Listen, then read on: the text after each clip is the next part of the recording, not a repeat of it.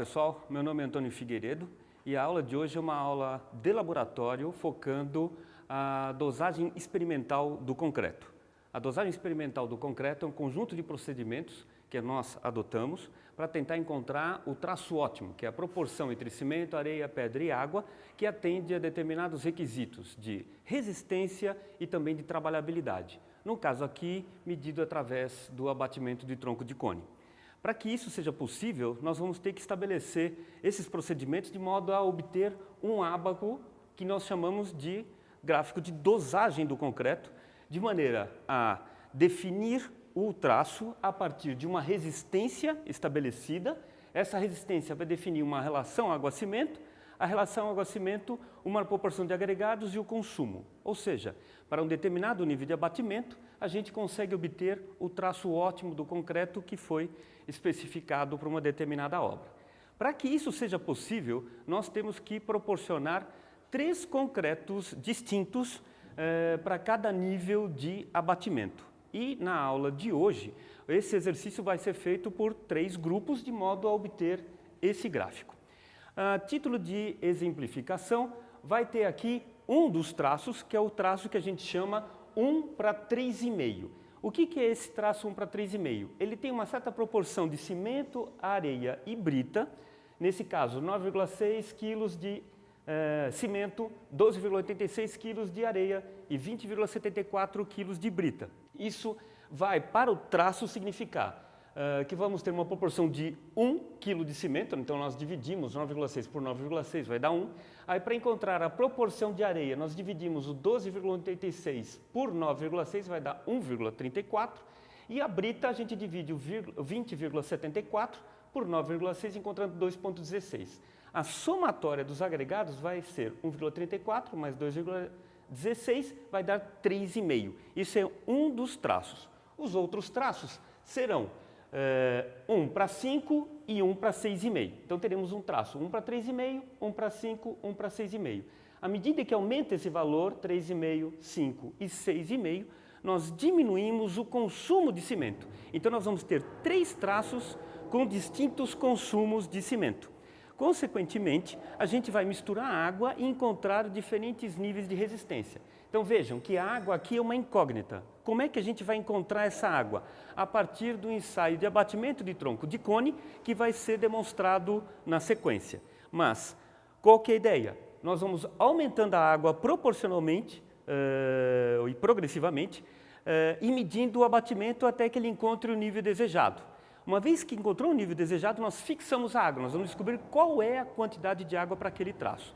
Isso a gente vai fazer para 3 traços em cada nível de abatimento. Então, se o nível de abatimento primeiro é 40 milímetros, nós vamos misturar a água no traço 1:3,5, então vamos precisar de pouca água. E essa essa quantidade de água em relação ao cimento vai dar uma relação água-cimento baixa, que aqui, como exemplo, a gente colocou 0,4.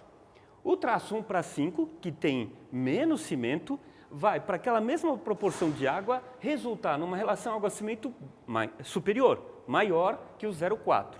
À medida que a gente aumenta a relação água-cimento, nós vamos diminuir a resistência. Então, o último traço, 1:6,5, que tem ainda menor consumo de cimento, vai ter uma relação água-cimento ainda maior. Então, nós vamos variar a relação água-cimento. E variando a relação água-cimento, nós vamos obter 3 níveis de resistência a partir desses concretos moldados. Essa resistência é obtida a partir do ensaio padrão de compressão de cilindros, que a gente também vai ver na sequência. Uma vez que a gente determinou as 3 resistências, podemos fazer uma correlação entre resistência e relação água-cimento. Essa correlação a gente chama de lei de Abrams, é uma das leis mais antigas do concreto, que correlaciona resistência com relação ao água-cimento e, na verdade, está correlacionando resistência com porosidade, porque à medida que nós aumentamos a relação água-cimento, nós aumentamos a porosidade do material.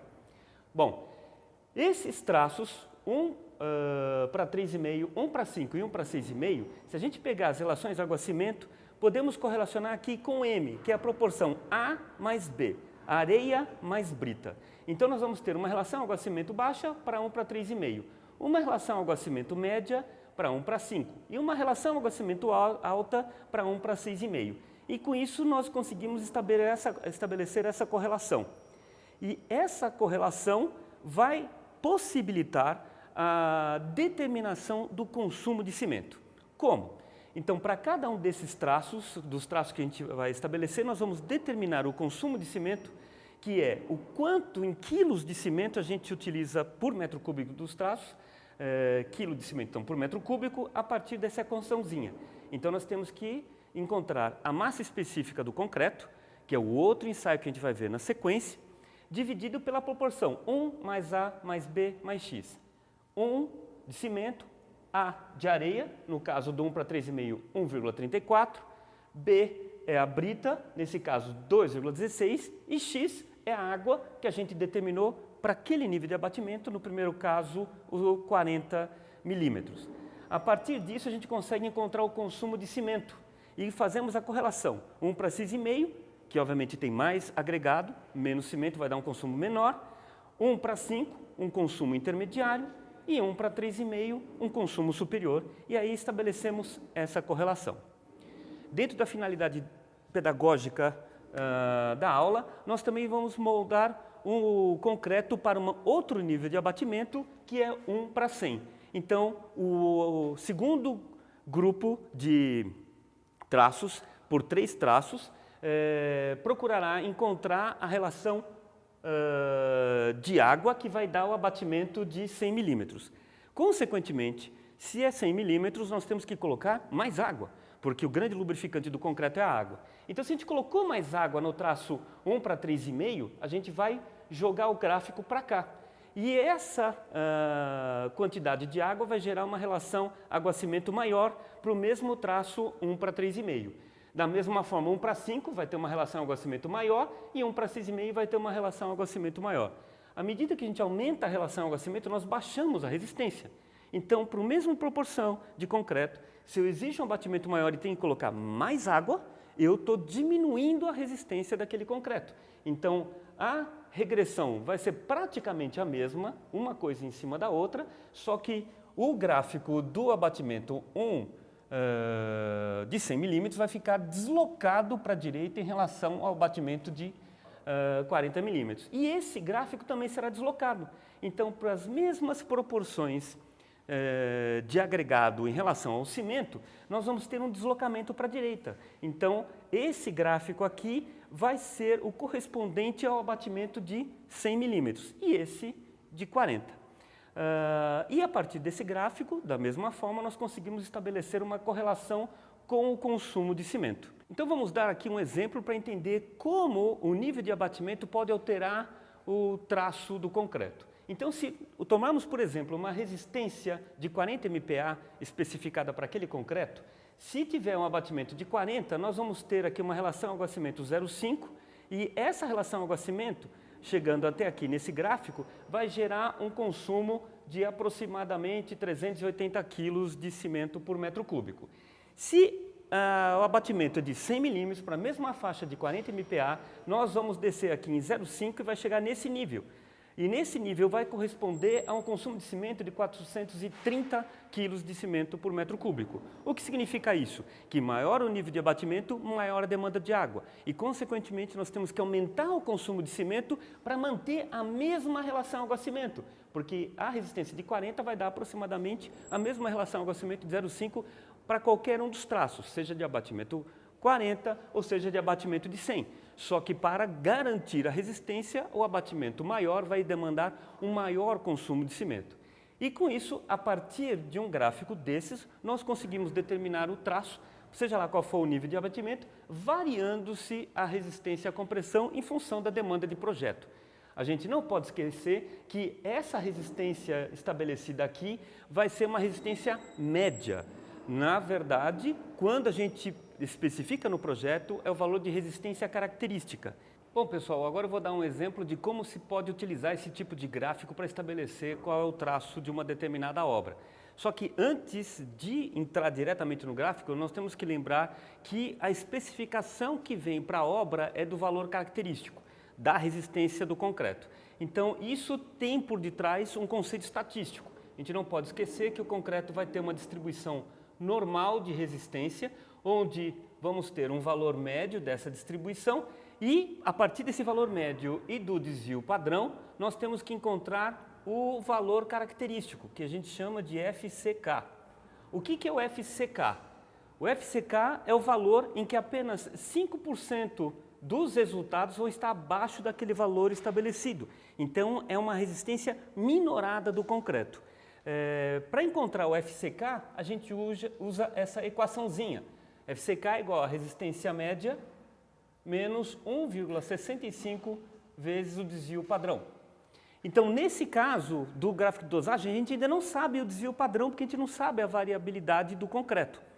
Então, existem alguns critérios de norma para estabelecer qual é o desvio padrão, e isso a gente vai ver mais tarde. Mas um exemplo de desvio padrão esperado é 3,5. Então, desvio padrão de 3,5 MPa. Então, se a gente tem esse desvio padrão, nós conseguimos encontrar, digamos, qual é a resistência média. Porque no gráfico, nós trabalhamos com o valor de resistência média para um determinado FCK. Então, se a obra especificou FCK 30, para essa obra nós vamos ter que somar 1,65 vezes 3,5, então vai dar aproximadamente 37, 38.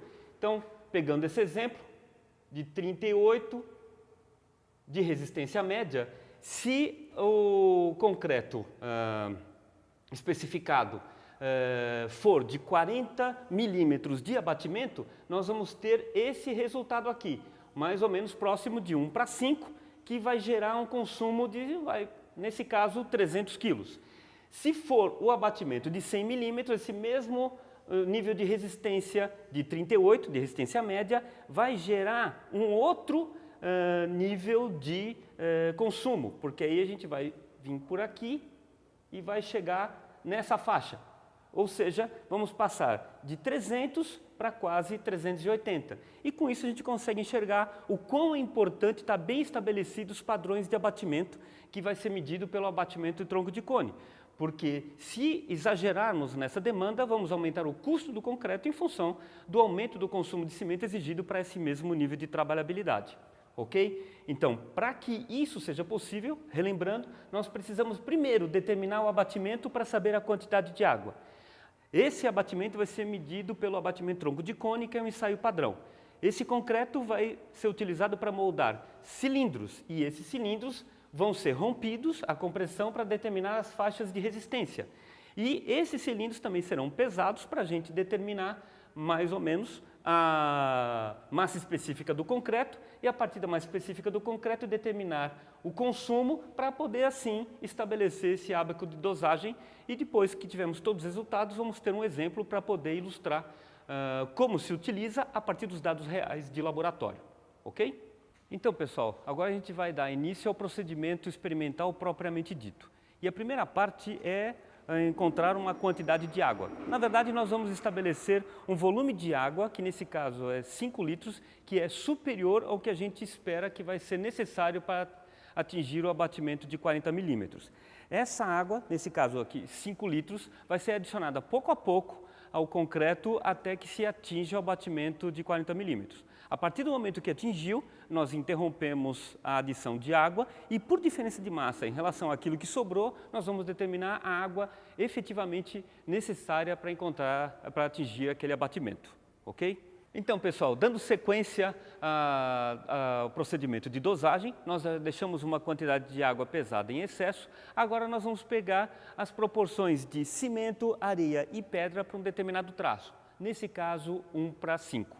Então, a partir desses materiais já pré-pesados nas proporções devidas, nós vamos adicionar na betoneira para proceder à mistura do concreto. Esse concreto, assim que homogeneizado, vai possibilitar a determinação do abatimento, que é o primeiro dos ensaios que nós temos que realizar para encontrar a faixa de abatimento desejada. Ok? Nessa primeira parte aqui, nós vamos adicionar a areia e a brita e uma pequena parte da água para evitar a geração de poeira. Aproximadamente 1/3 da água necessária para a mistura do concreto. Então, nessa primeira parte, vamos misturar areia, brita e uma pequena quantidade de água, para depois sim adicionar o cimento e o restante da água e realizar os ensaios. O primeiro material a ser adicionado à betoneira é a brita, que nós vamos colocar a quantidade total pré-pesada, como mostra agora.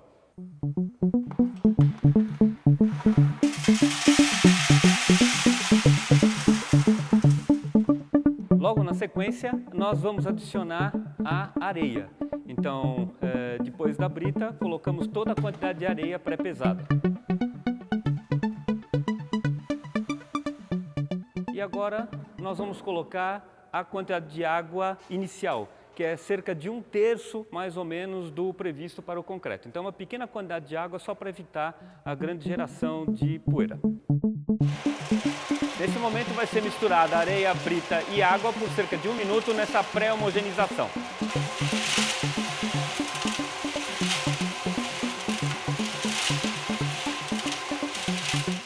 Dando sequência, uma vez que já misturou a brita, areia e uma pequena parte da água, nós vamos adicionar o cimento e mais um pouco de água para proceder à primeira mistura do concreto.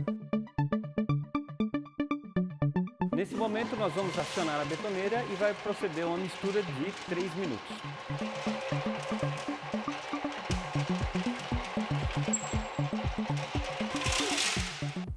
Nesse momento intermediário, a gente pode perceber que o concreto ainda não tem uma coesão mínima, tá? Com essa consistência farofa. Nesse caso, a gente pode e deve colocar um pouco mais de água para melhorar a condição de mistura e a homogeneidade do concreto, até que ele tenha uma coesão mínima e, a partir daí, seguimos o procedimento. Agora vamos dar prosseguimento à mistura durante 3 minutos.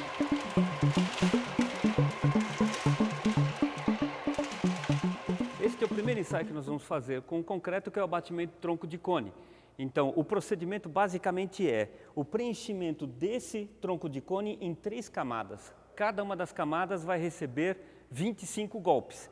Uma vez que preencheu todo o volume do cone, ele vai ser rasado, a gente vai retirar a forma e vamos verificar o quanto abateu, o quanto desceu o concreto. Essa é a medida do abatimento.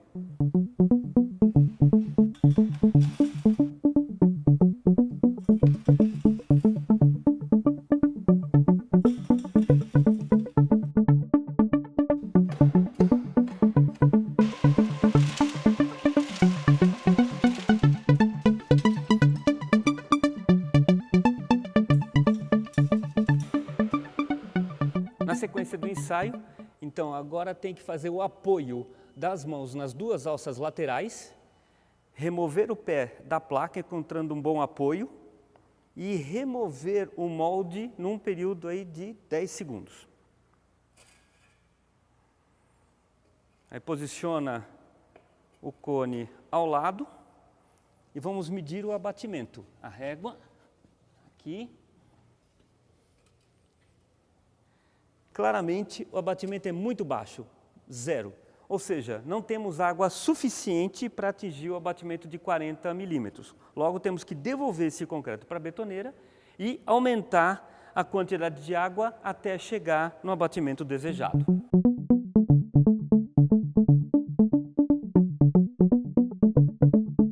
Então, seguindo, como não tivemos o abatimento adequado, vamos colocar um pouco mais de água para ver se conseguimos atingir o abatimento com essa quantidade de água extra.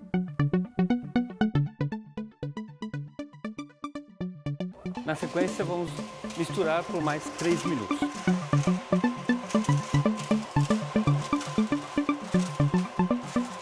Nós vamos repetir exatamente o mesmo procedimento de abatimento para verificar se o concreto, com essa quantidade de água extra, conseguiu chegar no nível de 40 milímetros de abatimento.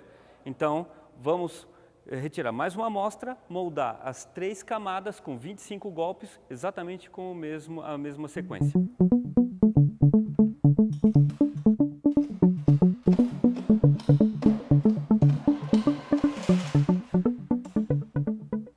Então, agora vamos remover essa parte de cima, fazendo o acabamento para a medida do segundo abatimento.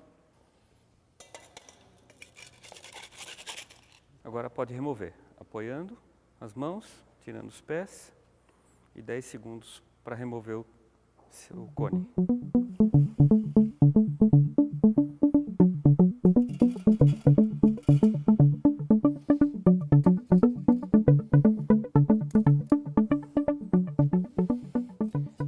sempre no centro e vamos encontrar aqui 3,5 de altura, o quanto o concreto desceu em relação à altura inicial do tronco de cone. 3,5 está dentro da faixa esperada. Como a especificação é de 40 milímetros, é 40 mais ou menos 10, então 3,5 está de acordo, o concreto chegou na água que a gente precisava para fazer a sequência com a moldagem dos copos de prova. Uma vez que nós determinamos o abatimento e chegou a 3,5 centímetros, 35 milímetros, e consideramos ele como adequado, é fundamental determinar a quantidade de água que foi efetivamente aplicada no concreto. Por isso, nós repesamos o balde para verificar o quanto sobrou de água e aí, por diferença de massa, sabemos exatamente quanto de água foi adicionado ao concreto. E isso nos permite calcular com precisão o traço, sabendo as proporções de materiais de cada um deles. Cimento, areia, brita e água. Uma vez que determinamos a quantidade de água para aquele abatimento desejado, vamos determinar a massa específica do concreto, que é um parâmetro fundamental para a determinação do consumo de cimento para os traços que nós vamos elaborar. Esse ensaio consiste basicamente no preenchimento de um recipiente com massa e volume conhecido. Preenchemos com 3 camadas, com 40 golpes, com a haste e umas batidas excedentes com o martelo de borracha. Uma vez que terminou, preencheu completamente o recipiente, faz-se o rasamento, a limpeza das laterais, pesamos e aí por diferença de massa sabemos qual é a massa de material que preencheu o volume. Pelo volume temos a massa específica, a densidade do concreto.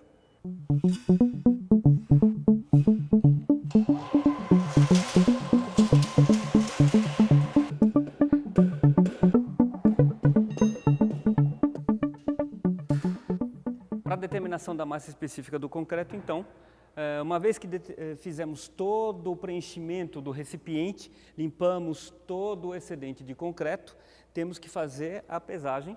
Então, aqui determinamos a massa, 22,05 quilos, e a partir dessa massa, descontado o peso da tara e dividindo pelo volume do recipiente, nós vamos ter a densidade do concreto. Como parte final desse procedimento de moldagem, vamos moldar os cilindros que serão utilizados como copos de prova para a ruptura, para a determinação da resistência à compressão, que é fundamental para verificar a competência do concreto do ponto de vista estrutural. Ou seja, nós verificamos o aspecto de trabalhabilidade através do abatimento e o comportamento endurecido vai ser verificado no futuro, depois que ele endurecer, a partir da moldagem e ruptura desses copos de prova que vamos demonstrar agora. A moldagem vai acontecer em 2 camadas com 12 golpes e depois o acabamento final. Na sequência, nós vamos mostrar o ensaio no estado endurecido.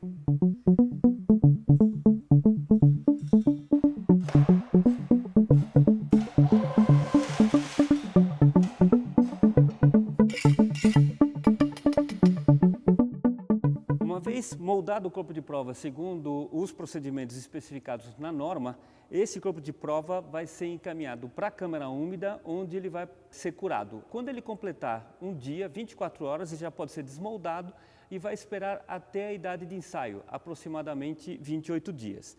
Uma vez que ele chegou na idade de ensaio, ele vai estar desse jeito aqui.